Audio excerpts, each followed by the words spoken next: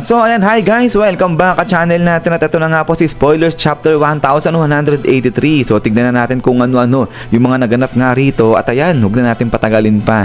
Simulan na natin yan at dito nga yan magsisimula sa village kung saan lumabas itong si Godray Zaza. Dahil dito ay dumating na nga itong si Sanji, so ang bilis ni Sanji at sa pagdating ni Sanji dyan sa village ay dali-dali ay kinalaban niya na nga at inatake itong si Godray Zaza. So para nga tulungan yung mga bata. At now ay pagkatapos nga rito ay biglang talo naman dito yan sa side na nila Prince Loki sa kangan nito ng Ragnir dahil eto patuloy pa rin sila sa pakikipaglaban dito kay Imo-sama. So katulad nga sa binigay na hint, patuloy yung paglalaban ng dalawa na nga na to, pero sa pagkakataon na nga na to ay sinabi na nga ni Imo-sama na etong si Nidhogg pati na etong si Nika pareha silang mamamatay ng katulad sa nangyari kay Dozan. At so ayan nagkaroon na naman ng panibagong karakter dito, pero mamaya tayo guys magbibigay ng mga feedback pa o na reaction sa mga kaganapan nga rito. Ituloy muna natin yan at ito nga pagkatapos rito sa pagsabi ni Imo-sama na mamamatay itong si Nika at saka nga si Nidhogg ay biglang talo na dito yan sa flashback na ni Brook at saka nga ni Gunko. At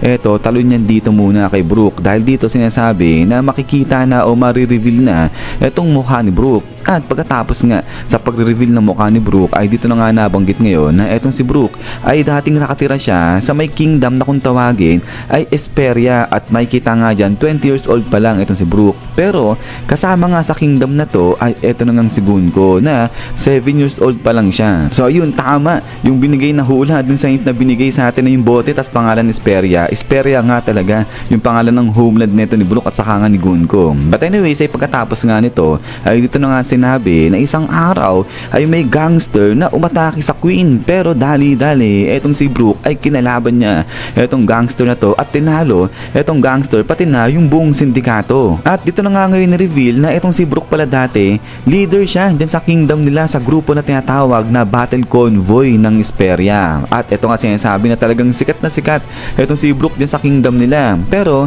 hindi siya ganun kasikat na ang katulad na lang sa kanilang reyna na ang pangalan naman ay si Queen Candle. So ito medyo interesting kasi itong si Queen Candle pala ay dating leader naman yan ng defense convoy ng Esperia. So ito matindi, itong si Brook yung leader ng battle convoy ng Esperia. Tapos malalaman natin na itong Reyna pala siya yung former o yung dating leader naman ng defense convoy ng Esperia. So kaya nga ang tanong rito ng One Piece community natin, may connection ba o may relasyon ba itong si Brook at saka nga itong Reyna ng Esperia? At yun pala, itong Reyna ng Esperia ay siyempre masasabi natin na yan na yung nanay ni Gunko. Pero ayan ay bago tayo matapos ay punta muna tayo dito sa laban ni Imo at saka nga nito ni Prince Loki. So dito ay nabanggit nga nito ni Imo-sama na mamamatay itong si Nidhogg at saka nga si Nika katulad na lang sa nangyari kay Dozan. So yun siyempre marami nag-react nga rito, tinatanong kung sino na naman yung Dozan na character na yan. So ito marami nag-a-arise ng mga speculation nga na baka yung Dozan na character na yan may kinalaman yan siyempre kay Imo-sama na parang siguro dati nakaalitan yan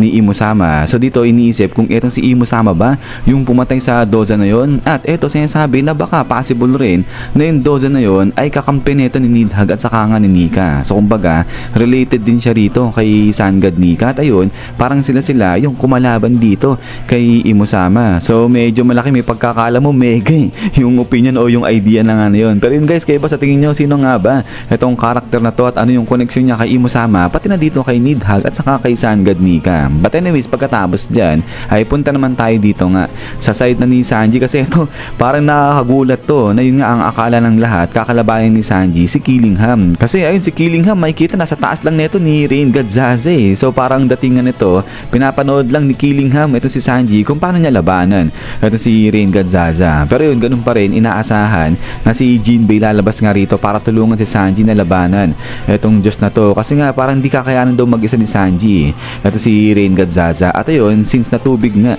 itong si Reingard Zaza kaya magandang tumapat nga raw dyan si Jinbei. Pero yun so far wala pang nababanggit na Jinbei sa spoiler natin guys. But anyways ayan nga yung mga feedback saka yung mga reaction patungkol rito sa spoiler natin. At ayan pagkatapos nga nito is yan guys hanggang dito lang itong info yung update para kay chapter 1183. At so ayan kapag may lumabas na ng mga updates o info patungkol sa chapter na to ay pe-present ko na lang kaagad sa inyo yan guys. So yan ulit maraming salamat sa panood dito kay One Piece natin. So yun, lagi mag-ingat. God bless niyo lahat at huwag niyo pala kalimutan mag-iwan ng like. So yun, so kita-kits tayo ulit.